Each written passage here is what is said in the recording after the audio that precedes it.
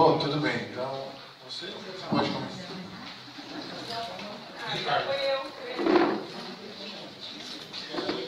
Primeiro, parabenizar pela apresentação, pelo debate, parabenizar pela organização. Eu não sou professor, né? Sou trabalhador da Petrobras e sou militante do Mais. E eu queria fazer só uma pergunta simples, né? Nessa altura do debate, uma pergunta que acho que não deve ter muita polêmica, que é sobre o que você acha da conjuntura na Venezuela.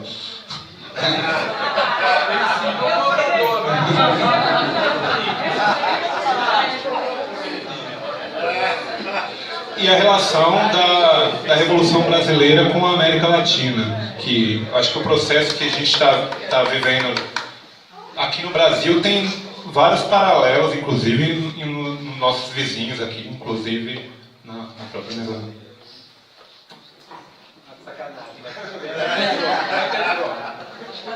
Se fosse ele, seria outro. Meu nome é Paulo, polemizar um pouco aqui, nós temos feito isso bastante onde a gente milita nos últimos períodos. Eu tenho duas questões que eu queria colocar aí. É óbvio que a discussão é bem complexa, quando a gente vai discutir socialismo, capitalismo, crise estrutural, mas o primeiro ponto que eu queria colocar para reflexão é com relação a todo esse debate da crise estrutural. São todas opiniões minhas, claro. Não é de nenhum. Eu acho que não, e o próprio Mesários, ele refletiu sobre isso, não é possível a gente discutir a crise estrutural do capital sem discutir o que houve na economia mundial depois que Mesários elaborou essa política. Isso significa o quê? Significa que tem um elemento novo na conjuntura econômica e social mundial que o próprio Mesários se surpreendeu depois. Qual é? O fenômeno da China. O fenômeno que a economia chinesa provocou de repercussão a nível mundial, o próprio Mesários ficou surpreso com esse fenômeno. Porque se dizia que o capitalismo não tinha possibilidade de se desenvolver, de se industrializar, de criar emprego e de interferir, algo que fosse significativo no mundo. Isso é o que dizia a crise estrutural. Bom, o fenômeno China jogou tudo isso por terra. Então, se a gente discutir crise estrutural sem analisar os fenômenos econômicos que aconteceram depois da década de 70 para cá, porque achava-se que o mundo ia acabar, não ia ter nem emprego mais. Entendeu? Isso é o que a esquerda refletia naquele momento e até hoje. Então, não é possível, na minha opinião, não é possível discutir a crise estrutural sem analisar os fenômenos econômicos que aconteceram depois disso. Depois, dentro disso, a esquerda também reflete muito de que o capital não é possível fazer reforma, oferecer nada. Nem conjunturalmente, você disse na sua intervenção. Isso não é verdade, na minha opinião. Por quê? O Brasil de 20 anos atrás não é o Brasil de hoje. Não é. Nós não podemos negar a realidade. A realidade ela é complexa e nós temos que ver todos os fatores que interferem nela. Então, dizer que o Brasil é o mesmo de 20 anos atrás é uma inverdade. Hoje, o principal problema de saúde do Brasil hoje não é de fome. O principal problema do Brasil hoje é de obesidade. Problema estrutural. O Brasil, a economia do Brasil, não é a mesma de 20 anos. Por quê? Porque até 2014 tinha pleno emprego. O Brasil passou a ser a segunda maior produtor de alimentos do mundo. E o Brasil daqui a 10 anos não vai ser o mesmo de hoje também, porque vai passar a ser o segundo maior produtor de alimentos do mundo, descobrir um pré-sal, que isso vai ter uma interferência fenomenal na economia. Então, essas contradições do capitalismo, se a gente não entender, nós já estamos há 35, 40, 50 anos discutindo de que, entendeu? Essas contradições nós temos que ser um pouco mais sérios com elas, no sentido de colocar os fatores que também interferem do outro lado, entendeu? Porque até 2014 o Brasil estava entregando aqui no Brasil 1.200 moradias por dia. Por dia. A esquerda disse que isso não era possível dentro do capitalismo. Então, essas ponderações, se a gente não faz, a gente desqualifica a discussão e o debate.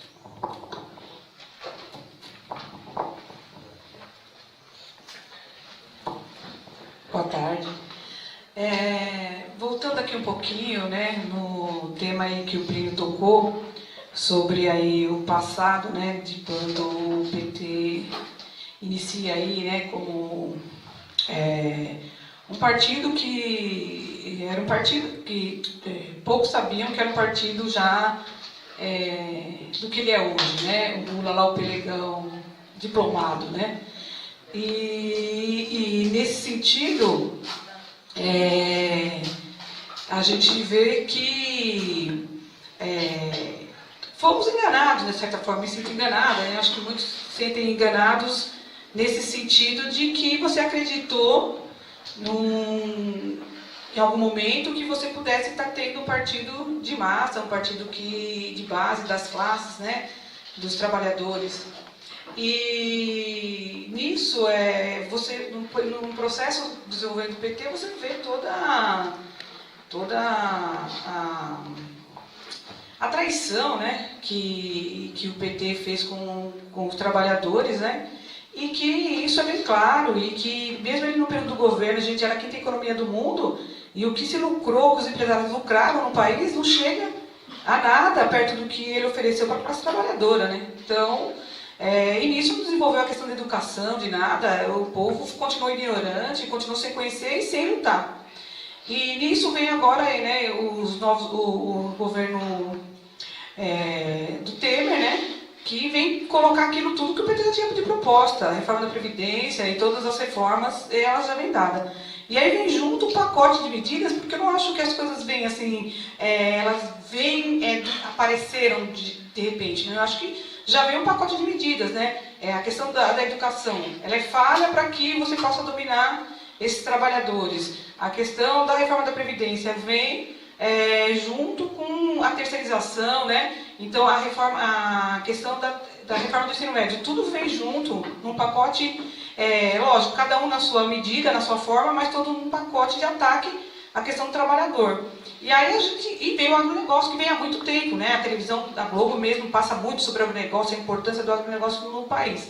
Nesse sentido, qual é a minha pergunta, né? Esse trabalhador mal formado, esse trabalhador que tem uma educação pública que não forma para fazer a crítica, agora essa questão da divisão, escola sem partido e todo esse elenco que vem aí para fazer com que essa classe trabalhadora não perceba o que está acontecendo com ela vem também com uma parte de industrialização, que eu entendo isso e não sei se eu estou certa, né? Até é uma pergunta, com uma indústria que vai vir para esse país sim, né? Uma indústria como tem na China, como está no México, que vem para trabalhar com esse terceirizado, da forma explorada, produzir bastante, com mais tempo de trabalho, 10 horas de trabalho, e de forma a explorar o trabalhador. Aí se você tem alguma coisa para falar sobre esse sentido dessa indústria que virá, né? Se ela virar ou ela não virar mesmo, é uma coisa que eu pressuponho apenas, né? Que tenha essa indústria que virá e vai fazer esse estrago geral e que pegar os terceirizados, o trabalho precário e que vai pegar esse aluno que vai sair do ensino médio que não vai ter crítica nenhuma a isso. Né? Vai achar até que ele é incapaz enquanto conhecimento e por isso ele aceita esse tipo de emprego. Eu não sou capaz mesmo. Bom, as questões vão ficando mais complicadas. Eu quero começar pelo Paulo. Primeiro, eu acho ótimo o teu contraponto. Acho que o que o Paulo está colocando aqui é muito sério. E nós temos que discutir isso com muita calma. A primeira questão é o seguinte: o que é a economia chinesa? E você poderia acrescentar a economia da Índia também, que é imensa, que também provocou muita mudança, né? Porque qual era a tese central do Mesaros, né? A tese central do Mesaros é o seguinte: nós estamos, a partir de 73, num capitalismo em descenso. Ou seja, qual é a ideia? Não quer dizer que não vai ter acumulação de capital, negócio, isso vai ter, né? A ideia é o seguinte: é um capitalismo que não resolve mais alguns problemas. Por exemplo, não resolve mais o problema do desemprego estrutural, ele vai criando uma massa que fica marginalizada do emprego.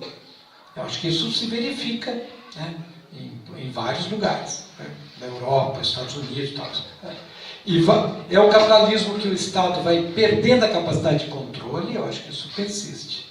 E é um capitalismo que vai envenenando o meio ambiente. Esses três elementos persistem.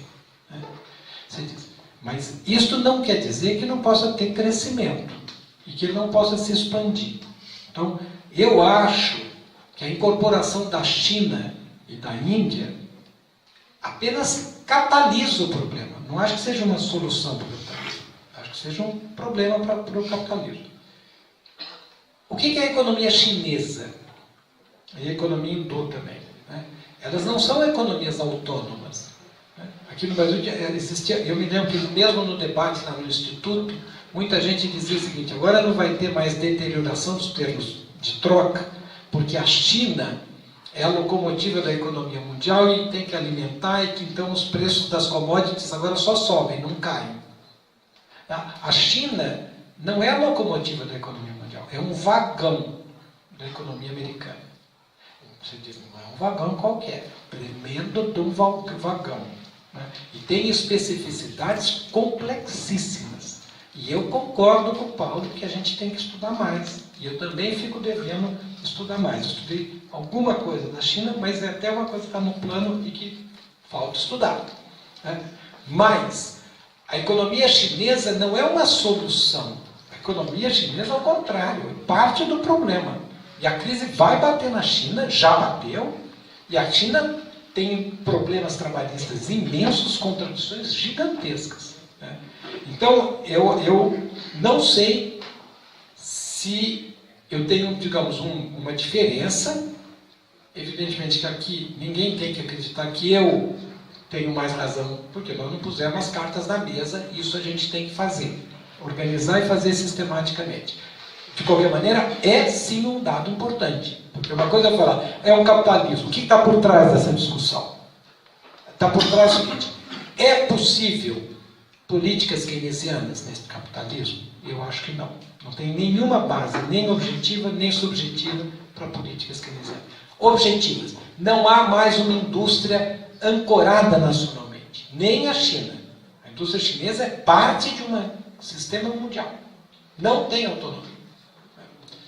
Então, primeiro. Segundo, não há mais centros internos de decisão. Só 2 países no mundo, forçando a barra, conseguem fazer política econômica. Os americanos e a China.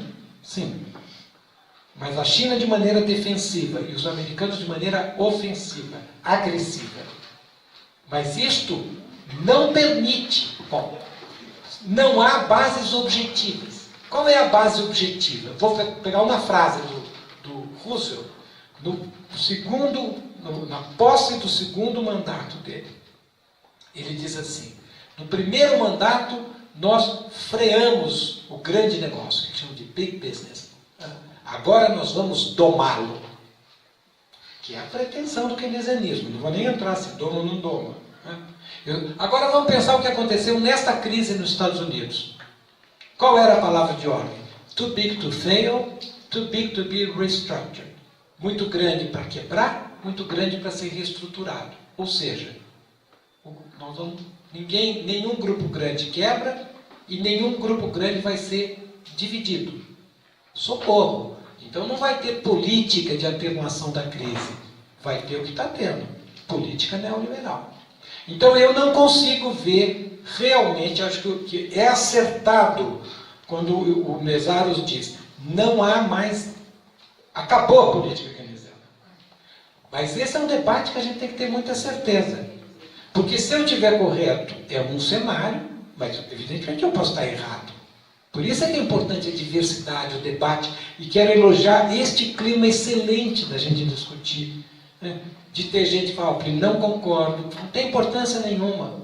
De repente o colega tem razão, vamos estudar, vamos ter convicção, vamos consertar o erro. Mas eu acho que o Mesaros tem razão, mas admito que tem que ser estudado com mais calma.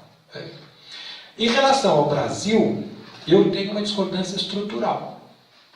E é um debate importante. Quer dizer, o Brasil está melhorando ou piorando?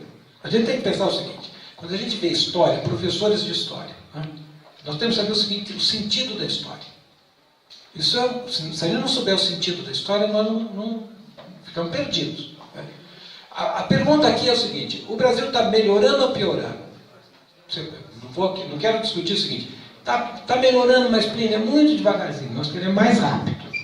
Tudo bem. Ou eu posso falar o seguinte: está piorando. Alguém pode dizer, mas pode ser mais rápido, pode. Eu acho que o país está piorando. Porque qual é o problema do país? O problema do país não é fazer muita casa. Porque o problema é o seguinte: o problema habitacional brasileiro melhorou ou piorou?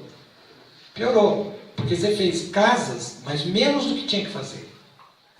A educação brasileira está melhorando ou piorando? Aqui está cheio de professor. Eu não vou falar do de vocês, porque eu não estou na trincheira de vocês.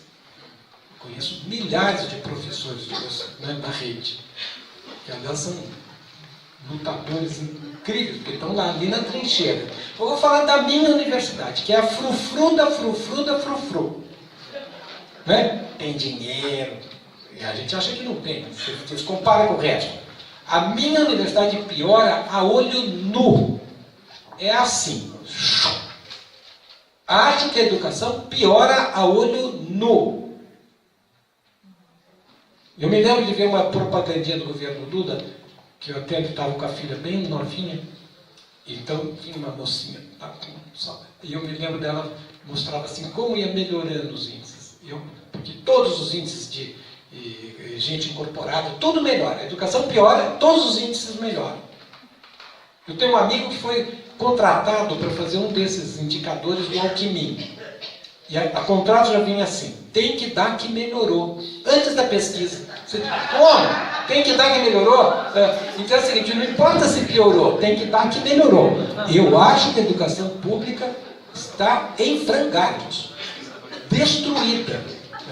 Então, o que está em questão aqui, que é a questão do Paulo, isso tem que ser discutido. Porque isso é muito sério o que o Paulo fala, e tem que ser bem, a gente tem que ter bem claro. Uma coisa é falar o seguinte: estamos em reversão neocolonial. Por quê? O que está piorando? O problema da segregação social está melhorando ou piorando? Se estivesse melhorando, por que eles põem exército na rua? Não consigo entender. Na minha avaliação, está piorando. A falta de autonomia nacional está melhorando ou piorando? Está piorando. O país tem menos instrumentos, e eu tento mostrar isso até no livro, né, para fazer política econômica autônoma. A nossa burguesia é mais forte ou mais fraca? Mais fraca. O Joesley é uma burguesia mais forte ou mais fraca do que o Antônio Hermílio de Moraes? Mais fraca. Por quê? Porque o Joesley depende do comércio internacional. Você lembra que qual foi o grande herói? Os heróis da era Lula. Eike Batista derreteu. Derreteu. Joesley derrete. São burguesias de negócios. Agora, eu quero valorizar a pergunta do Paulo, porque o Paulo, para além, não é um problema de fazer um confronto aqui, até porque qualquer confronto, quem estiver na mesa sempre vai ganhar, fala por último. Né? Aqui é uma autoridade imensa, então eu quero, aqui entre nós professores, vamos desfazer todas essas autoridades. A pergunta do Paulo tem que ser bem respondida, a melhor respondida possível, porque a minha impressão, então, Paulo, vou dizer, o que eu acho que está piorando? O patamar mínimo de civilidade do Brasil está caindo. Nós perdemos, o trabalhador perdeu direitos no último período, não só com o Lula, já vinha de antes, não é que eu acho que o Lula seja culpado de todos os problemas nacionais. Né? A educação piorou, tudo que é fundamental, que é autonomia nacional, segregação, quer dizer, equidade social mínima, né? Tudo isso está piorando, né? A capacidade do Estado de fazer políticas públicas. Esta é a minha hipótese. Se eu estiver correto, teremos grande instabilidade, muita desigualdade, muita pobreza. Se eu estiver errado, podemos ter um ciclo. Agora, vamos pegar a história do Brasil. O milagre econômico durou 5 anos. O que veio depois? 20 anos de crise. O milagre do Lula, que foi, a taxa de crescimento do Lula foi 4 vezes inferior à do milagre. E durou quanto? 2014 a 2010, 11, forçando a barra. E o que virá depois? Na minha opinião, um longo período de crise profunda. Então, eu não acho... Agora, você diz, a expectativa de vida está aumentando. Sim, porque tem remédio, que tem coisas que fazem aumentar. Mas eu acho... A vida da juventude hoje, eu acho muito pior.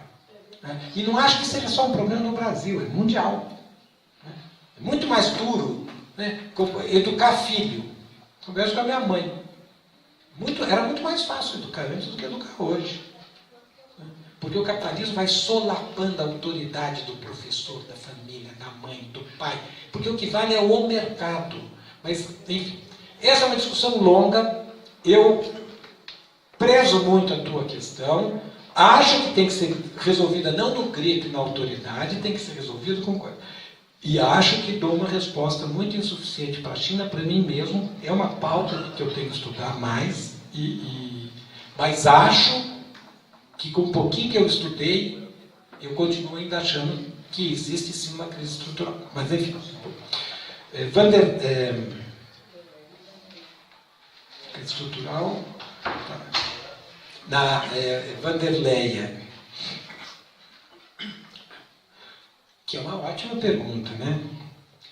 Qual é, por que é importante, Paulo, para o meu ou para o teu, opinião, tanto faz, a gente ter o sentido das coisas, porque é o sentido que organiza. Então, é o seguinte, qual é a universidade de uma economia em reversão neocolonial? Aí eu estou falando do meu terreno, com mais autoridade um pouquinho, porque é o meu terreno. Colônia pode ter universidade? Não. Pode ter ensino superior? Pode. Qual é a diferença? A universidade produz conhecimento autônomo e conhecimento crítico. Ensino superior transmite o conhecimento de fora para dentro. É exatamente no que está se transformando a economia brasileira. Esse debate que a gente está fazendo aqui, sabe quantos pontos vale nos pontinhos lá da universidade, quando eles te avaliam? 0.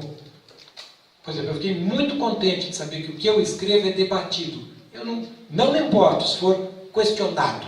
O que importa é que seja debatido, lido, que ajude a isto. Então, mas sabe quanto que vale isso para mim na academia? 0. E se eu escrever para o professor John Smith, que eu nem sei, acabei de inventar o nome, da Universidade de Utah, que eu mal sei onde fica no mapa, eu sei que fica lá para cima dos Estados Unidos, vale 10.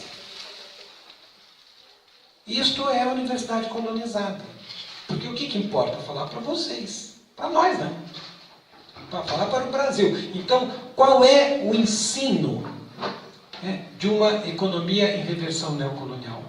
É o ensino da ignorância. Você tem que treinar o trabalhador. Para quê? Nós estamos simplificando as forças produtivas. Isso é que é o básico que eu estou querendo dizer. Então, nós precisamos de um trabalhador para estas forças produtivas mais simplificadas. Mas elas serão mais simplificadas, mas não serão exatamente colonial. Elas vão combinar coisas muito simples, como cortar cana, simples do ponto de vista tecnológico, né? Quer dizer, coisa braçal, com coisas complicadas. Tem que ter operador de telemarketing, que até não é tão, digamos, é um trabalho simples, mas tem que ter técnico de informática, nós vamos ter que combinar tudo. E a nossa escola vai ter que formar isso. Mas o que é fundamental na escola? Não formar o pensamento crítico. Ou seja, nós temos que criar robôs. E cada um vai ter o robô humano que precisa. Se a economia for mais simplificada, cada um vai ter. No fundo, qual é o trabalho de uma economia neocolonial? É um trabalho precarizado, terceirizado, sem direitos, mais barato. É isso. Quando nós vamos ter indústria, vai ter um montão de indústria. O que nós não vamos ter? Um sistema industrial. Isso nós não vamos ter. Porque isso, na minha opinião, e vamos discutir, porque o Paulo tem toda a razão, isso acabou no mundo. Você diz, como é que você sabe? Porque o mundo, a história é aberta. Então, mas no que está inscrito hoje, eu não consigo ver a possibilidade disso lá. Eu consigo ver a possibilidade da barbárie. Esta possibilidade eu não consigo. Mas o mundo cria surpresas. Por exemplo, o Lenin errou. se o Paulo tivesse lá, eu estou falando, não, sacanagem, de verdade, e falasse, ô Vladimir, deixa eu te falar, esse negócio que você falou etapa superior, isso é uma bobagem, vai ter welfare state na Inglaterra, vai ter... O Lenin ia falar, você é um louco, menchevique, enfim, mas você estava com razão. Né? Não estava inscrito aquilo. Agora, o que deu aquilo? Uma depressão de um ano, uma guerra brutal, a força da União Soviética, isso tudo mudou. Mas quando o Lenin escreveu, não é que eu acho que o Lenin não tenha errado nunca, mas eu acho razoável o Lenin, o que ele falou naquele momento. O Mesaros critica o Lenin. O texto do Mesaros é uma crítica ao Lenin. Ele diz, olha, não era a etapa superior. Teve o welfare state, teve uma expansão, teve todo um ciclo em que o capitalismo ainda conseguiu dar respostas para alguns problemas em algumas regiões. O que você está dizendo é o seguinte, Plínio, atenção, será que a China não consegue fazer isso? E a Índia? Vamos ver. Talvez você tenha razão, talvez não. Eu acho que a gente tem que estudar. Só você é democrático, mas fale melhor sobre a desindustrialização, porque acabou os operários, vai acabar, como é que é? Diga um pouco sobre isso. Então, vamos pegar... Esse é um debate importantíssimo. Por exemplo, eu tenho vamos fazer um grupo com os professores para discutir Revolução Brasileira. O primeiro item que o professor Jorge Sotomayor, tremendo professor que trabalha aqui, falou, eu quero que você discuta Revolução e Industrialização. Então eu vou ter que preparar isso, mas eu vou improvisar. Né? Qual que é a importância? Que volta a coisa do Estado Nacional. Qual é a base material de um Estado Nacional, de economia nacional? Qual é a coluna vertebral de uma economia nacional? Um sistema industrial. Qual é o núcleo de um sistema industrial? A indústria de transformação. E qual é o pilar da indústria de transformação? A indústria de bens de capital. Então a gente está discutindo o quê? A base nacional de uma economia nacional. Essa é a discussão que eu estou fazendo de industrialização. Porque se a gente for pegar a história brasileira recente, pegar uns dados, eu não tenho isso agora de cabeça, mas vou falar sem nenhum temor de estar errando. Participação do PIB na indústria, cai. Participação da indústria de transformação na indústria, cai. Participação da indústria de bens de capital na indústria de transformação, cai. Ou seja, nós estamos desmontando, não quer dizer que já desmontou, estou falando que nós estamos desmontando a indústria como sistema industrial. Então, o que isso quer dizer? Nós estamos simplificando as forças produtivas e que nós estamos desorganizando o caráter, aspas, nacional das forças produtivas. O que isso quer dizer? Que não vai ter operário? Vai ter operário.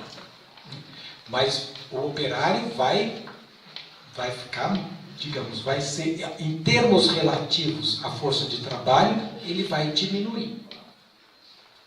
Isso não quer dizer que ele não seja importante, que é uma boa discussão, né? Porque como é que você junta a classe? Essa é uma outra discussão. Nós estamos pautando discussões aqui, né? Sem resolver. Eu acho que o operário é fundamental para juntar. Você vê na greve geral. Né? Porque, por exemplo, sem terra, ele é importante, mas ele tem um limite. Sem teto, tem uma capacidade de fazer birra. Não é nada depreciativo. Assim, vai, tranca, embanando o trânsito, junta gente. Imensa, importantíssimo. Mas a autonomia dele é limitada. Porque aí o Estado vem e fala, tá bom, te dou a casa. O movimento... O operário não. O operário não depende de nada. É o patrão que depende dele. Quer dizer, quando ele está unificado, senão ele depende do patrão para não morrer de fome. Mas quando ele atua como classe, ele é que é o soberano. Então eu estou querendo dizer o seguinte, é óbvio que tem que ter organização operária, mas ela, na minha opinião, não basta para o que vem pela frente, porque é muito heterogêneo que vai ser o trabalho desta nova sociedade. Não sei se eu respondi um pouquinho, pelo menos, para você. Adiantou alguma coisa? Bom, se não adiantou, depois vocês montam outro, eu vou preparar a coisa com mais tempo. Já pode marcar. Então, vamos lá. Então, é o seguinte, só para concluir. Eu acho que nós vamos ter a educação da ignorância. Para preparar o quê? Robôs humanos para operar numa economia muito mais simplificada. Isso, na minha opinião, no plano do ensino superior, já está em curso de maneira claríssima. Claríssima. Pega a medicina no Brasil. Tirando um ou outro centro, o USP, né? Mais até do que a Unicamp, a medicina é o seguinte, não, aqui vai ter primeira linha. Mas qual é a receita? Aqui não precisa ter médico bom. A gente precisa ter um feijão com arroz aqui para cuidar dos escravos. Você diz, e se eu tiver uma coisa grave? Pega o avião e vai para Houston. Você diz, se eu não tiver dinheiro, morre, querido. Todo mundo vai morrer, não enche o saco meu. Fazendo uma brincadeira, mas eu digo, eu acho que é isto que vem, não sei se isso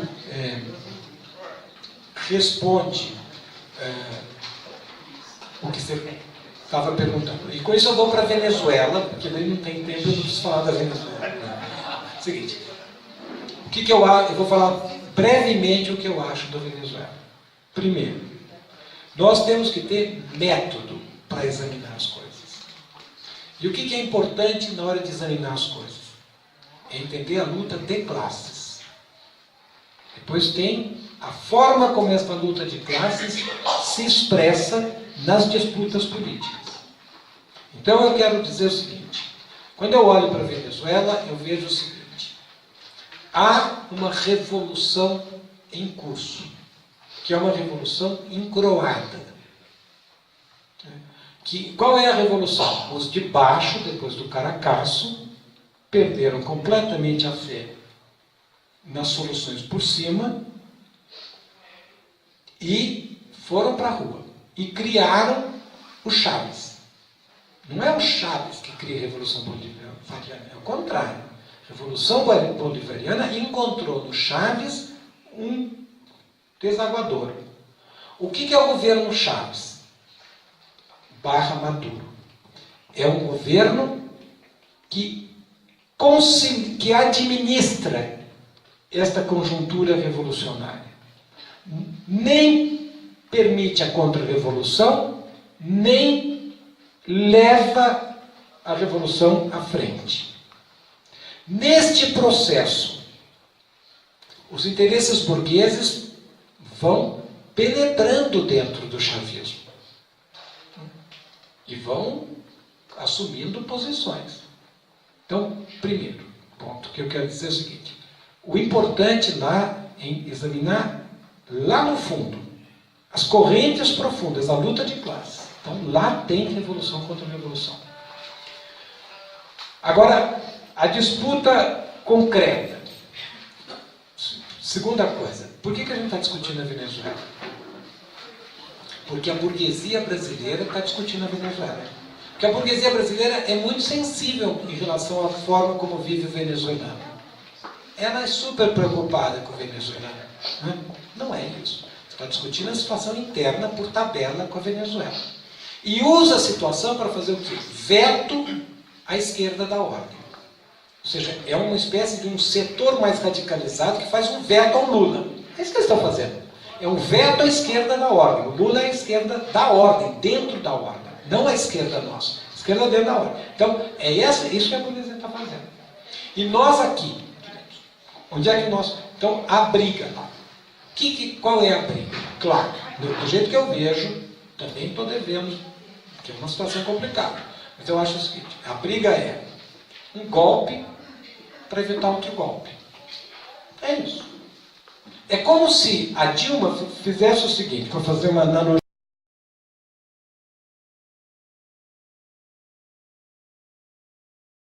Pedalar, botar um cubo em você, mas tudo ilegal. Você ia fazer legal comigo, eu fiz ilegal com você antes. É essa que é a briga. Não é que tem um lado bonzinho e o outro não. Então, agora, o que tem? No meio disso tem este processo social parado, estancado, porque o chavismo não permite que ele avance. Então, se diz, dentro deste contexto, que no fundo, vocês querem que eu ponha pena dividida. Vocês dizem, bom, tudo bem, mas sai dessa de professor, põe pena dividida. Então eu vou pôr o pé na dividida. Eu seria contra o golpe da direita e uma crítica profunda ao Chaves. O nosso caminho é sempre a causa última, mostrar os limites do chavismo. E qual é o limite do chavismo? No fundo, o que é o chavismo? Qual é o partido que sustenta o chavismo? O exército, que funciona como partido. E que, para garantir o exército, ele pôs o exército na economia. Então vira uma espécie de uma burguesia armada por dentro do chavismo. Você diz, e o povo? O povo apanha do chavismo e apanhará brutalmente do anti-chavismo. Você diz, então nós somos chavistas. Não. Para o povo, o que importa é o que já foi dito aqui. É a auto-organização do povo, é compreender o processo, é não cair na teoria da ignorância, ou está aqui ou está ali, se não está aqui nem ali, você é inimigo da direita, você é da esquerda. Porque isso tudo é o que eu chamo de teoria da ignorância, não ajuda nada. Então, isso é o que eu vejo da Venezuela, né? No pouquinho que eu entendo da confusão que é a Venezuela. Isso. Ó, fiz 26 minutos, então mesmo enrolando, passou o tempo. Bom, pessoal, nós temos ainda 4 inscritos aqui e o Plínio já respondeu um amplo espectro de angústias aí, né? De toda a ordem. Então eu penso que encerrar aqui nessas 4. Tem o Paulo, o Alexandre, o Cláudio e tem um moço que estava aí. Ele mesmo. O Paulo, não sei se é aquela pergunta a sua pergunta já cancela? Tá. Não, eu sou o Severo. Ah, tá, super. Não, Paulo Fraga. Paulo Fraga. Já foi? Tá, ok. Então nós temos o Alexandre, Cláudio, não sei se...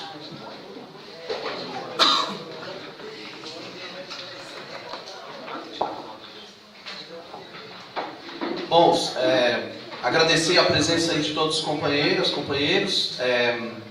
Para mim, pelo menos, a atividade está surpreendendo, né, a expectativa pela densidade, né, dos temas, pela densidade das perguntas. E para mim não é casual, mostra, primeiro, a complexidade que a realidade tomou, tanto do ponto de vista econômico, social, objetivo, mas também mostra a complexidade subjetiva que a realidade também tomou no último período. E que não dá mostras de que vai reverter, pelo menos no curto prazo, essa tendência. Então a tendência da complexidade ela está posta. E isso também pega a esquerda num momento complicado, porque se a classe trabalhadora está destituída, né, dos instrumentos tradicionais, também é fato que aqueles instrumentos que pretendiam substituir os instrumentos tradicionais encontram-se absolutamente fragmentados, absolutamente divergentes nas posições. Então não é à toa que o tema Venezuela, por exemplo, se a gente for fazer um espectro da esquerda, as posições são bastante desencontradas, né, das várias correntes. Mas eu acho que então nesse contexto a importância, né, de que a esquerda volte, primeiro, a se estruturar de forma objetiva na realidade, a buscar espaços de confluência, né, de confluência de base, e também buscar espaços de debate e compreensão da realidade. Nesse clima que a gente tem aqui.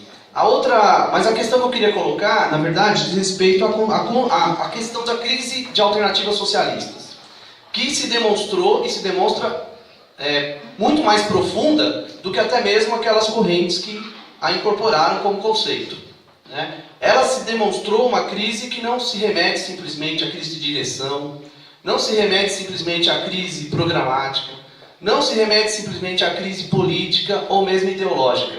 Ela tem elementos lá na base da classe trabalhadora, nas mudanças que o sistema realizou. Eu fico imaginando, por exemplo, essa desindustrialização que você cita, essa nova classe trabalhadora que vem aí, de que maneira ela vai enfrentar e ela tem condições de enfrentar esse processo, né? Então a crise de alternativas ela é mais profunda e a reconstrução da alternativa também é uma tarefa mais difícil, né? Se por um lado o sistema desmonta ilusões e isso favorece, né, as respostas revolucionárias, mas por outro lado o sistema também tem armas, né, e meios que colocam a necessidade dessa resposta em patamares muito superiores do que o que a gente tinha no passado, né?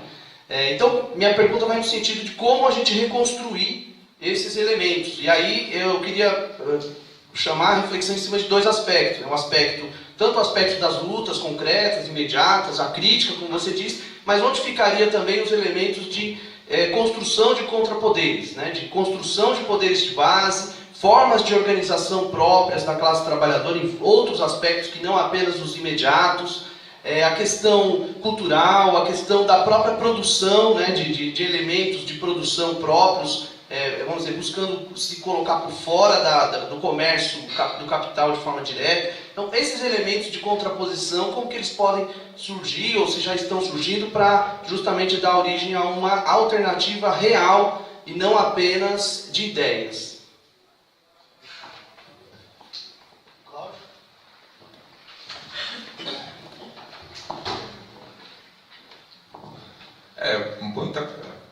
Boa tarde, sou Cláudio, sou membro aqui da executiva, da coordenação da Sub-7. Primeiro agradecer o Plínio.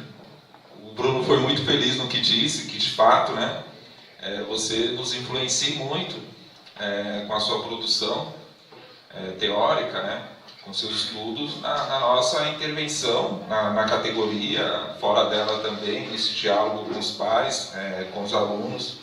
Então, assim, da minha parte, assim, muito grato. Espero também que todos que estão aqui e os demais membros da executiva também. Teríamos que ter, inclusive, mais tempo, né, para fazer outras discussões, porque, de fato, a conjuntura que a gente vive é uma conjuntura, assim, difícil, com possibilidades, né, e da necessidade de dar respostas, né, assim, concretas, práticas, que são necessárias hoje. Então, assim, uma das perguntas o Severo já fez, né, que o Alexandre complementou um pouco, no que diz respeito ao perfil da classe trabalhadora hoje. O que é a classe trabalhadora hoje, né? Como que ela como que ela está estruturada, né? A gente sabe que é uma situação de perdas, né, assim, que envolve a ignorância, muitas vezes, né, barbárie, então, muitas vezes, sujeições assim, que não ocorriam antes, cobrança extrema. Então, isso interfere muito na mobilização, impossibilidade de mobilização. Também eu gostaria que assim, você tocasse, porque é necessária a organização, como você já acabou de dizer há pouco, e muitos aqui, a gente tem em mente que é necessário ter a organização política. Mas como que seria essa organização? Seria da forma como se dá, e muito, e nós temos assim, vários exemplos na história dos movimentos sociais no Brasil, uma organização com intervenção vertical, ou seja, partido, trabalhadores, ou uma organização que possibilite iniciativas de contrapoder, como o Alexandre disse, mais flexível, trabalhando outras formas, né, de tentativas, né, de mobilizar, desenvolver a subjetividade. Então, assim, como que seria a organização política hoje, né? É mais nesse sentido.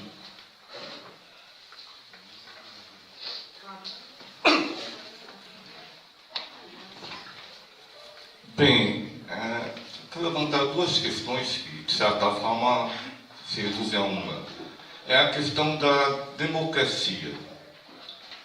Nesse momento em que cada vez mais o Estado, com direito de exceção, porque todo Estado burguês, capitalista, é autoritário e repressivo, mas essa repressão, esse autoritarismo, por necessidade de capital, aumenta cada vez mais. Agora, isso implica a luta pela democracia. A Agora, entenda outra democracia, não simplesmente a democracia política, mas fundamentalmente a democracia social, que se expressa politicamente, mas não se restringe a isso. Significa ter democracia, por exemplo, dos locais de trabalho. Porque ainda, e durante todo o período, mesmo mais democráticos, no local de trabalho é uma ditadura. E isso tem que ser revertido. O que implica também que, se formos realmente defender, lutar pela democracia, pela igualdade, significa, em última instância, acabar com a exploração, que é o elemento fundamental do mundo que nós vivemos hoje. Poder realmente ir à raiz do problema e romper com a realidade que nós vivemos hoje. O que leva à segunda questão, que é a continuidade disso. Se é assim, isso significa também que todo o processo para onde nós estamos caminhando não é uma continuidade, e nem pode ser uma continuidade. Muita gente pensa que de conquistas em conquistas, de lutas em lutas, simplesmente é uma continuidade e que vamos ir à revolução. E eu entendo que a revolução, antes de mais nada, é uma ruptura com a ordem estabelecida, com o domínio do capital, e não simplesmente do capitalismo. O que implica também que, se estamos querendo conquistar a democracia e a construção de contrapoderes, significa também, a democracia significa a destruição do Estado, gente, e não conquistar democraticamente mais espaço dentro desse Estado. Que é uma discussão que muitas vertentes, inclusive, que se reivindicam de esquerda e revolucionários, colocam nesse momento hoje. Eu vou começar pelo fim. Como é que você chama, companheiro? Massaro. Massaro. Bom, eu não tenho nenhuma discordância em relação ao que o Massaro falou. Acho que a gente tem que ter um programa inteiro. Nós temos que ter uma utopia.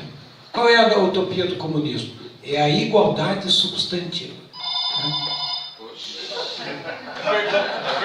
É um mensagens.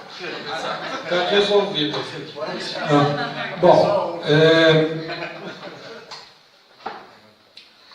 que a gente tem que discutir com a população. Mas o princípio, quer dizer, qual é a nossa sociedade? É a sociedade da igualdade substantiva. É uma descontinuidade profunda. E acho que a gente deve discutir o seguinte: o socialismo. Não é aqui que eu acho que o Mesaros resolva tudo, porque eu não acho que ele resolva tudo. Eu acho que até ele sabe que não resolve tudo. Né? Mas há uma crítica ao que foi a experiência do socialismo. Nós temos que começar a cavucar nisso, né? Para entender qual que é o novo e caminhar o que for possível. Né? Então, em relação ao que o Massaro falou, eu concordo tudo. A democracia é social, a base dela é a igualdade substantiva, e isso representa uma profunda mudança em tudo. O que é o desenvolvimento? Nós temos que discutir o seguinte: desenvolvimento das forças produtivas. Qual? O que é desenvolvimento para o que a gente quer? Né? Para poder ter alguma harmonia com o meio ambiente, tudo isso. Tudo eu acho que tem que entrar em pauta. Concordo.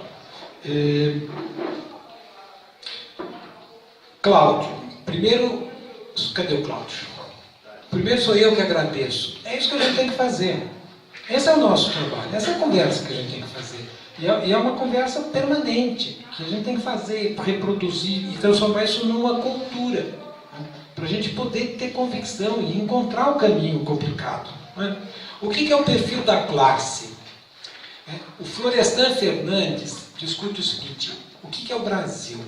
A marca do Brasil é a segregação social. É a partir desta marca que se configuram as classes. Então ele fala, a classe trabalhadora tem muita dificuldade para se organizar. Por quê?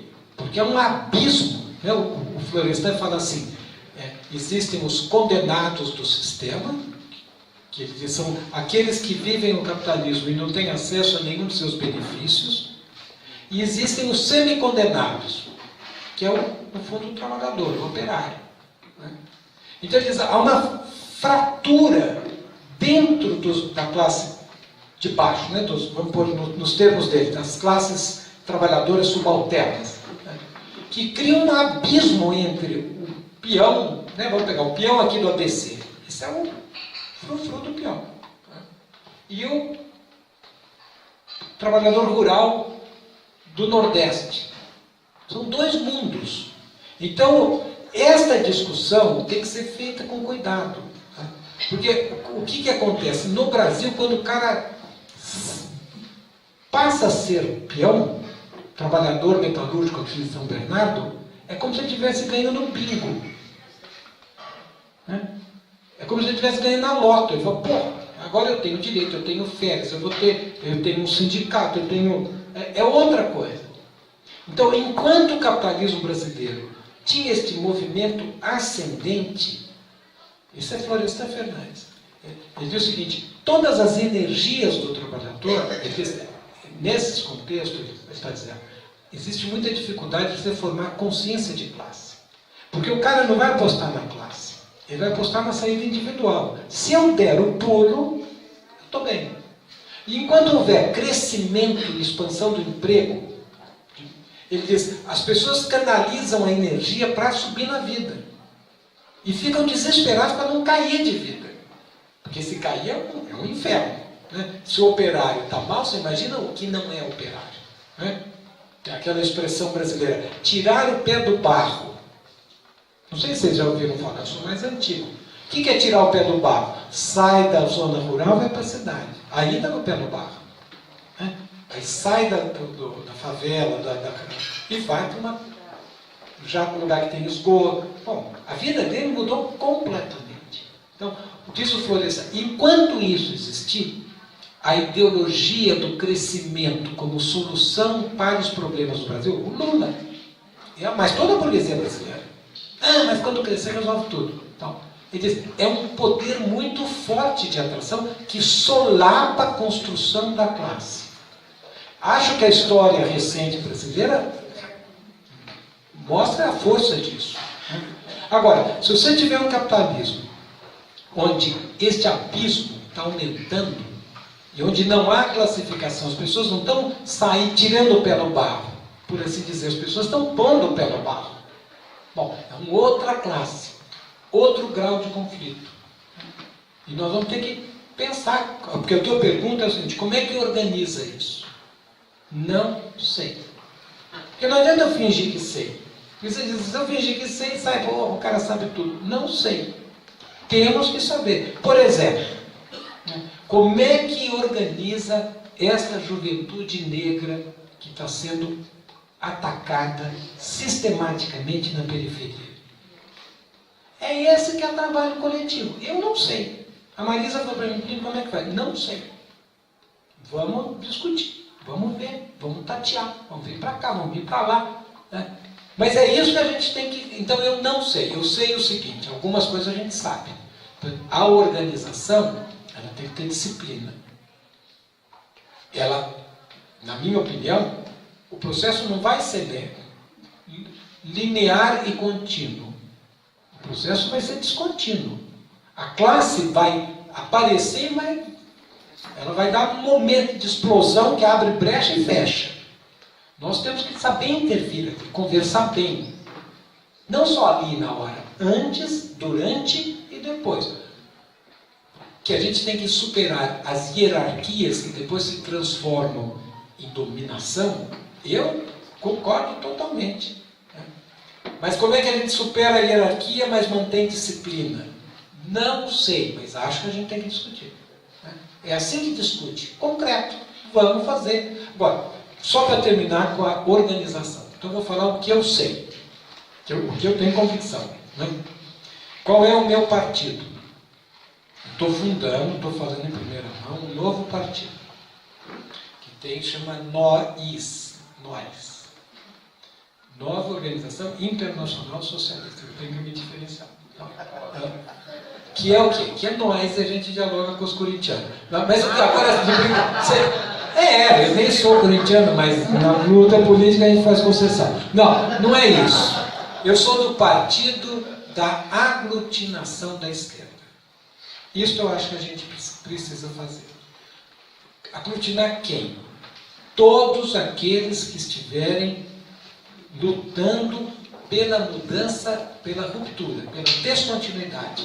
Todos aqueles que souberem o seguinte, aqui não tem solução sem luta coletiva e mudança estrutural, que eu chamo de Partido da Revolução Brasileira. A grande mídia é um lixo. Um lixo. Isso tem que ser dito para a população. E tem que ser posto no debate político o fim da Rede Globo, o fim dessa grande mídia. Porque é um instrumento fundamental para manter o povo na ignorância. Então, qual é uma das forças nossas? Nós, contra a ignorância, a crítica. O que é a crítica? É esse debate. Não quer dizer que vocês concordem comigo. Vem, não, não é isso, não explicou errado, falta estudo. Ótimo! Mas qual é o nosso movimento? O nosso movimento é entender, ir às causas. Né? Então, como é que a gente comunica com o povo? Primeiro, com a crítica. Segundo, com a luta. O povo está alienado, o sistema aliena o povo. E aqui, então, alienado e dominado pelo controle da burguesia sobre a ignorância. A burguesia aposta na ignorância. E todo debate, se confinado nos marcos burgueses, ele aposta na ignorância, inclusive o PT. Não quer o debate. Mistifica o debate. Nós não, nós queremos o debate. Nós apostamos na crítica. Independentes da burguesia, mas sabendo que nós vamos... Quando é que o povo entende? Quando é na luta. Então não adianta a gente adaptar o discurso, falar melhorzinho e tal, porque se não tiver luta, o povão vai falar, esse cara não... Mas na luta, as coisas ficam práticas e as coisas entendem. Não sei, essa é a visão rápida que eu tenho.